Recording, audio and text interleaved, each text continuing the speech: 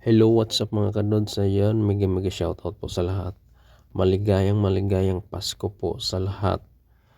Medyo matagal po tayong hindi nakapagparapol, hindi nakapag-live. Dahil po ay nag-ipon po muna ako ng pang-gift ko sa sarili ko. Inuna ko po muna yung gift ko sa sarili ko. Nag-ipon po muna ako sa loob ng 2 buwan.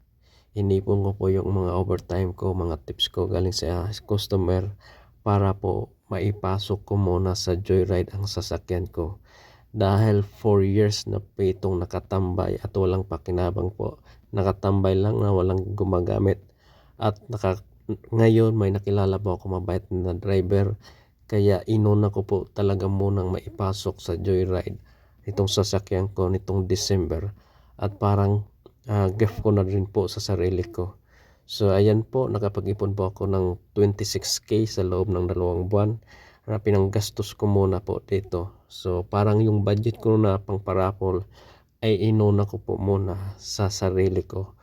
Gift ko sa sarili ko para makatulong din po sa akin for extra income po. So ayan guys, maraming salamat. See you next time. Mamimigay po ulit tayo, magpaparapol po ulit tayo. Merry Christmas po sa lahat.